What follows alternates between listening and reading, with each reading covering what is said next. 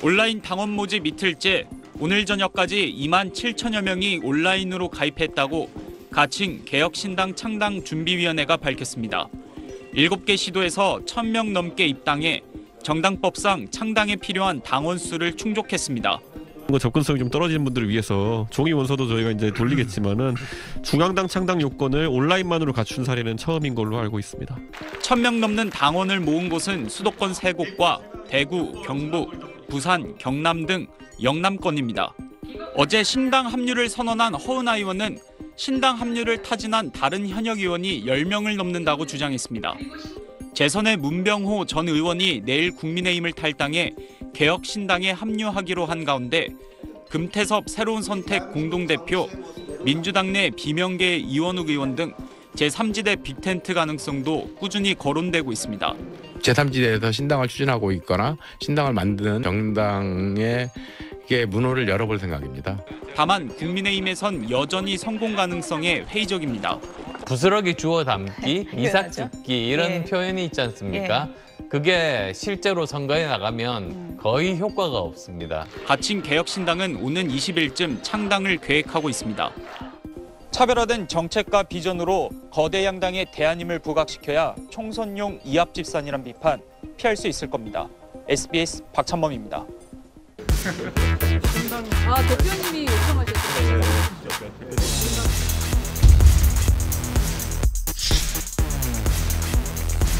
막상 뚜껑 열면 5,000명 모집 안 될 거다라는 식의 약간 망하기를 바라는 기우제식 논평하신 분들에게 당신들은 틀렸어 이렇게 말씀드릴 수 있어서 또 기쁘기도 합니다.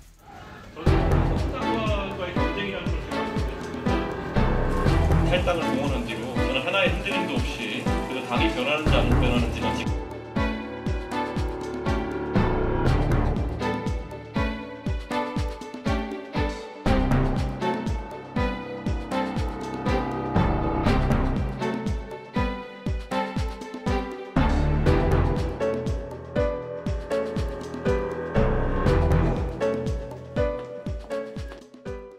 지금 당원 몇 명이나 들어왔습니까? 저희 방송 직전에 봤을 때는 2만 명이 또 넘어 있습니다. 당초 기대치 예상치하고 비교하면 어느 정도 지금 속도와 숫자입니까? 굉장히 빠른 편입니다. 물론 뭐 다다익선이니까 많은 분들 와주시면 좋겠는데 아직까지 저희 당원 가입 사이트가 그렇게까지 안정적이지 않아요. 트래픽에 문제가 생길 정도로 많은 분들이 지금 오픈한 지 하루도 안 돼서 2만 분 이상이나 당원 가입해 주신 거 너무 고무적이고요. 지금 저는 국민의힘에 계시는 수많은 분들이 이제 저주의 기우제식 뭐 예상들을 하시는데 뭐 그런 얘기를 하셨어요. 저희 이제 그 당원 가입 의향이 있다라고 한 분들은 막 6만 명, 7만 명 이상 될 겁니다. 근데 그 중에 뭐 10%도 가입 안 할 거다. 막상 뚜껑 열면 5,000명 모집 안 될 거다라는 식의 약간 망하기를 바라는 기우제식 논평하신 분들에게 당신들은 틀렸어 이렇게 말씀드릴 수 있어서 또 기쁘기도 합니다. 중앙당 창당대회 일정은 언제로 잡고 계세요? 저희가 기대하기로는 오늘 중으로는 창당 요건은 당연히 갖출 겁니다. 선면식 5개 이제 지역은 당연히 될 것이고, 근데 이게 행정 절차들이 있어요. 행정 절차 처리하는데 그래도 한 2주 정도는 걸리지 않을까 길면. 그래서 1월 20일 경에는 창당대회 하는데 큰 문제 없을 거다 예상하고 있습니다. 되기를 바라시는 분들, 그분들의 얼굴이 떠올랐기 때문입니다. 1월 말쯤이 되면 양당의 공천 시나리오가 완성이 됩니다. 그러고 나면 개혁신당에 전격 합류할 인사들이 꽤 있을 거다 이렇게 내다보는 거 맞습니까? 네. 흔들리는 분들이 많습니다. 제가 사실은 한 분 한 분 다 전화 통화를 했거든요. 나오면서 편지도 드리고 통화도 했는데 기존에 저하고 대화하던 거와 좀 달라지신 분들이 숫자가 좀 더 많아졌다라고 느끼고요. 의사 타진 단계까지 가는 분이 그럼 있습니까? 네, 계십니다. 5손가락을 계십니다. 넘어갑니까? 네. 그러나 결정을 하고 다음 날 마음이 바뀔 수도 있기 때문에 저는 좀 조심스럽게 말씀을 드리는 거고요. 5손가락 넘어가고 10손가락 안 해야 됩니까? 지금 말씀 나눈 분들만 하면 그럴 것 같은데요. 10손가락도 혹시 넘어가요? 대변인이 야당 대표의 의료 문제나 아까도 제가 서울대병원이 브리핑하지 않는 거에 개인적으로는 갈비집 회동을 높게 평가해서 갈비신당이라는 호칭으로 부르고 있는데요. 예. 이 갈비신당에서 중책을 맡으려면 음주운전 2번은 필수인가요? 허은하 이제 전 의원 음주운전 2번 했죠. 사무총장이라는 요직을 맡은 김철근 전 당협위원장 음주운전 2번 했죠. 저는 국민의힘은요, 이런 음주운전을 한 번도 아니고 2번 하는 사람들과는 완전히 결별할 각오를 가지고 도덕성을 한층 끌어올려야 된다고 봐요. 대법은 더 그렇다.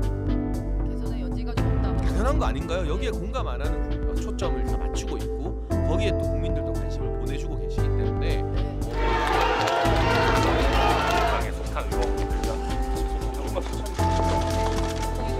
여러분들의 미래를 저희 개혁신당에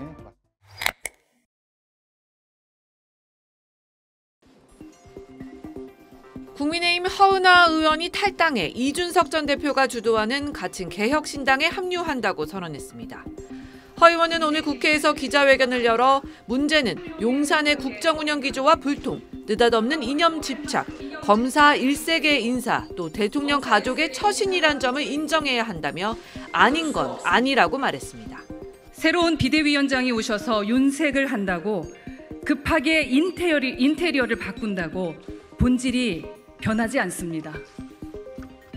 우리 국민들께서 그렇게 간단한 분들이 아닙니다.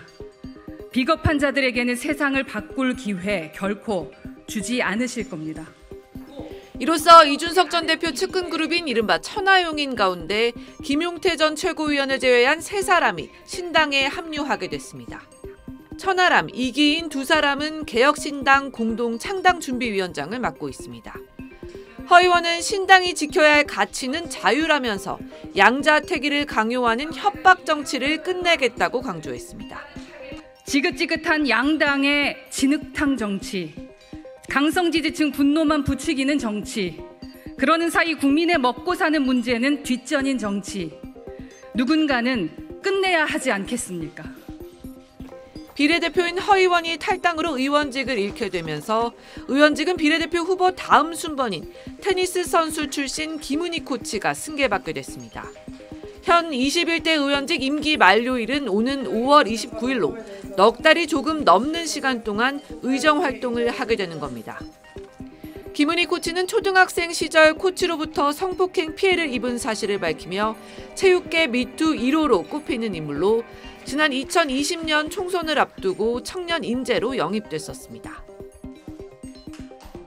이재명 대표 비습들이 온라인 커뮤니티와 유튜브에선 자작극이란 음모론, 흉기가 아닌 나무젓가락에 찔린 거란 허위 주장까지 난무했습니다. 민주당은 비상의원총회를 열어 가짜뉴스 유포에 엄정 대응하겠다고 밝혔습니다. 정치적 자작극이라더니 또는 뭐 등등의 허위 사실이 유포되고 있거나 명백하게 이것은 2차 테러입니다. 이 부분에 대해서 당 차원에서 대책기구를 통해서 법적 대응. 당 지도부는 지역시당에 차분하게 선거활동을 진행하라고 지시하면서 피습 사건이 정치적으로 해석돼선 안 된다고 강조했습니다. 그분이 민주당원이었는지 아닌지, 과거에 뭐 국민의힘 당원인지 아니었는지 그게 중요한 문제인가? 당내에 또 특정한 또 세력들과 연관됐다 이렇게 해석하는 건 정말 안 될 거라. 이 대표를 중심으로 단합을 강조하는 목소리도 나왔습니다. 이번 사건을 계기로 해서 이런 분열이 되거나 탈당을 하거나 분당을 하려는 분들께서 그런 부분을 다시 봉합할 수 있는 계기를.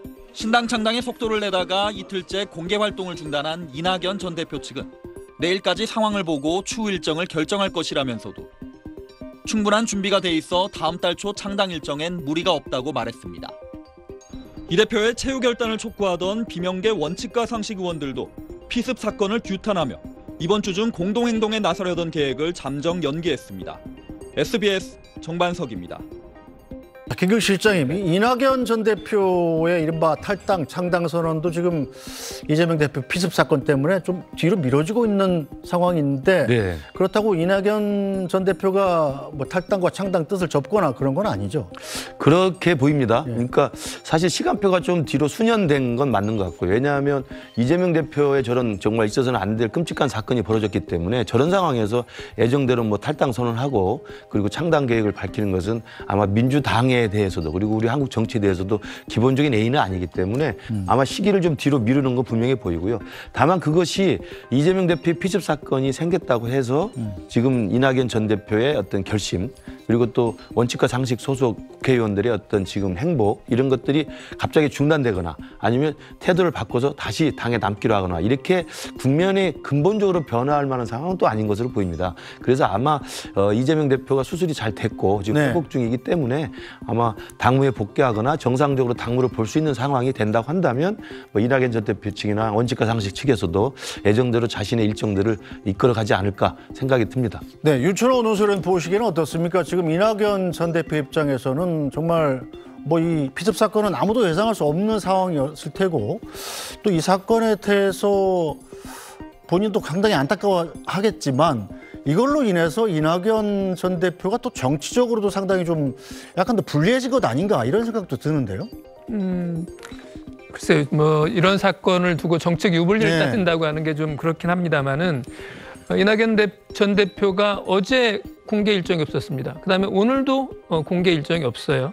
아마 이것은 이재명 대표의 피습 사건하고 무관하지 않다고 봅니다. 왜냐하면 예의와 염치를 중요시하는 사람이 이낙연 전 총리잖아요. 그렇죠. 그래서 자신의 정치적 라이벌이기도 한 이재명 대표가 지금 저런 일을 당해서 병상에 누워 있는데 자신이 정치적 어떤 활동을 활발하게 한다고 하는 것이 아마 예의에 어긋난다고 생각할 것 같아요. 아마 그리고 그게 또 맞는 판단이겠죠. 그렇게 보는데요. 그다음에 또 한 가지는 어쨌든 이재명 대표가 병상에 있고 또 그러한 이재명 대표에 대해서 공정과 어떤 안타까움의 시선 같은 게 많이 쏠리지 않겠습니까? 그렇게 보면 이낙연 전 대표 입장에서 보면 지금의 상황이 어쨌든 뭐 유리하지는 않을 것 같다. 이렇게 아주 좋은 자신에게 좋은 어떤 그런 상황이라고 생각하지는 않을 것 같고요. 다만 지금의 국면이 오래 가지는 않을 거다. 일시적으로 정지된 것뿐이지 일시적으로 정지된 상태일 뿐이지 이게 계속되는 상황은 아닐 거라고 아마 판단하지 않을까 싶습니다. 네, 이재명 대표가 각을 세운 민주당 비명계, 혁신계라고 바꿔 불러달라고 했습니다. 원칙과 상식의 최후 통첩도 미뤄진 상황입니다. 원칙과 상식의 이원욱 의원 얘기도 들어보겠습니다. 일단 당분간은 좀 지켜볼 수뿐이 없는 상황이고 이게 그렇다고 해서 저희 원칙과 상식의 시간표를 마냥 미룰 수도 없는 상황입니다. 왜냐하면 총선의 시기에는 또한 계속 째깍째깍 굴러가고 있으니까 불출마부터 그 선택지가 4가지가 있다. 그리고 뭐 경선을 열심히 하자. 당에 남아서 당에 남아서 불출마하자. 아니면 탈당하고 불출마하자. 아니면 탈당하고 제3지대 신당을 만드는데 노력해보자. 뭐 이 4가지 선택지 중에 하나가 결정이 될 겁니다. 최후 통첩을 하고 거기에 대한 이재명 대표의 반응을 볼 것이다. 자, 마지막 한 번 더. 마지막 한 번. 네, 자 설주환 부위원장님. 이 비명계 의원 이원욱 의원의 얘기 들어보면 4가지 선택을 얘기했단 말이에요. 사실상 본인들이 할 수 있는 모든 경우의 수를 다 나열한 것 같은데 어느 쪽이 가장 실현 가능한 일이라고 생각하십니까? 안 그래도 이틀 전에 제가 뵙기는 했었었는데 그때 말씀이랑 오늘 말씀이랑 별반 다르진 않습니다. 근데 제가 봤을 때는 아마 뭐 탈당을 염두에 두고 있지는 않는다. 지금 현재의 기준으로서는 제가 봤을 때는. 근데 이제 당내 상황이라든지 이재명 대표가 이제 복귀한 이후에 어떠한 대답이라든지 어떠한 뭐 이 질문에 대한 이 원칙과 상식에서 제시한 어떠한 내용에 대해서 어떠한 답이 올 것인지 뭐 기존대로 예를 들어서 그냥 묵묵부답이라고 한다면 어떤 행동을 할 수밖에 없죠. 이제 단 지금 정해져 있는 것은 이 원칙과 상식의 4명의 국회의원들은 일단 행동은 같이 하겠다라는 거 지금 정해져 있거든요. 뭐 소위 뭐 일각에서는 뭐 이낙연 대표의 신당에 합류할 거 아니냐 이렇게 얘기를 하고 있습니다만은 또 직접 여쭤보니까 상당히 또 거기에 대해서는 거부감을 많이 나타내고 계시거든요. 뭐 당장 우리가 같이 이낙연 대표의 신당을 같이 하지는 않을 것이다. 일단은 뭐 그렇게 얘기를 하고 계시고 뭐 나중에는 어떻게 될지는 모르겠습니다만은 일단 두 세력이 어떤 시작점은 좀 다르다라고 생각을 하고요. 일단은 원칙과 상식은 당내에서 최대한 어떤 목소리를 내보겠다라는 어떤 방향을 가지고 하고 있기 때문에 이재명 대표가 복귀하시는 대로 이분들과도 그래서 좀 대화를 한번 하셨으면 어떤 기회를 가져보는 것도 좋지 않겠느냐라는 생각을 해봅니다. 네, 자 윤준호 논설위원, 이 대표 같은 경우는 지금 이른바 혁신계 의원들이 꾸준히 요구해온 비대위, 이것은 받아들일 수 없다, 이런 입장을 피습 전에부터 계속 일관되게 지켜오지 않았습니까? 이렇게 되면 사실상 혁신계 의원들은 당을 나가는 수밖에 없는 것 아닐까요? 뭐 저도 네 분의 선택이 꼭 같은 선택을 할지는 두고 봐야 될 것 같아요. 물론 이제 행동을 같이 하겠다고 이제 결의를 했다고 그러지만 네. 정치인들이 자신의 가장 중요한 정책 생명을 걸고 하는 행동들을 어떻게 남의 눈치 보면서 하겠습니까? 그래서 결국에는 이제 개인적인 판단들을 할 거라고 보고요. 저는 한 가지 변수는 있을 것 같습니다. 일단은 뭐 탈당이라고 하는 행보 그쪽으로 갈 가능성이 대단히 높다고 보는데 이재명 대표가 어쨌든 병상에서 여러 가지 생각을 하지 않겠습니까? 네. 적어도 짧으면 일주일, 길면 한 2주일가량 병원에 있을 가능성이 높은데 그 기간 동안에 아마 여러 가지 생각을 할 것 같아요. 그다음에 또 이번에는 자신의 목숨이 위태로운 그러한 어떻게 보면 개인적으로 아주 큰 경험 아니겠어요? 네. 이런 경험들을 통해서 당과 나라를 위해서 자신이 어떤 선택을 해야 되는가를 아마 천천히 생각해볼 어떤 여유와 시간을 갖고 있을 테니까요. 뭐 그런 걸 통해서 혹시 종전에 보여왔던 네. 것과 다른 태도를 혹시 보이지 않을까 싶습니다만은 그렇지 않고 계속 원래 가지고 있던 생각이 달라지지 않은 채 병원문을 나선다 그러면 저 네 분의 뭐 혁신계 의원들 저분들의 선택지도 그렇게 많을 것 같지는 않습니다. 네, 이 피습 사건의 피의자 김모 씨에 대한 영장 실질 심사가 20분 만에 끝났답니다. 발부 여부는 아마 밤늦게 정도 결정이 될 것 같은데 이 소식 먼저 전해드리겠습니다. 영장 실질 심사는 이미 끝났습니다. 자, 별로 뭐 그다지 다툼의 여지가 없는 사건이니까 빨리 끝났다고 봐야겠죠. 그렇죠. 뭐 다툼의 여지가 많지 않고요. 현장에서 체포된 현장범이고 네. 그리고 증거라든지 또 정황 같은 것들이 충분히 확보가 된 상황이고 아마 본인도 뭐 해명문, 뭐 병명문을 뭐 8페이지 냈다고 했기 때문에 본인의 입장을 냈을 때 자신의 입장이 어떤 동기에서 했을지는 설명할 수 있겠습니다만 그 피습 행위를 했다는 것 자체는 자기가 부인하지 않고 있을 거 아니겠습니까? 네. 그렇기 때문에 아마 간단하게 20분 만에 신원 확인하고 그 범죄 행위 자체에 대한 인정과 그다음에 판사의 질문 정도 간단히 하고 끝난 것으로 보이고요. 제가 봤을 때는 보통 실무상 이런 사건 같은 경우에 영장은 보통 퇴근 전 보통 6시 전에 이미 다 발부가 될 것 같습니다. 아, 그래요? 예, 특별히 다툼의 여지도 없고 어떤 정치적인 논란도 없고 어찌 보면 저는 뭐 판사 입장에서는 거의 이제 발부 영장을 구속영장을 이미 다 써놓지 않았을까. 원래 영장 발부는 굉장히 오래 고민한 것 같이 하려고 그런지 모르겠습니다만 근데 새벽 4시에 발부되고 그러잖아요. 아니, 정치인 같은 경우 그렇습니다만 일반적인 사건 같은 경우를 저희도 변호사로서 이렇게 영장 실질심사 같이 들어가면 퇴근 시간 전에 한번 법원에 전화를 해가지고 그 발부 여부를 물어보거든요. 그래서 저는 5시에서 6시 사이에는 결과가 나올 것으로 예상을 해봅니다. 네, 설 변호사님 뭐 전문가니까 맞기를 바라고요. 뭐 어차피 발부할 거면 빨리 발부하는 게 나을 것 같다는 생각도 듭니다.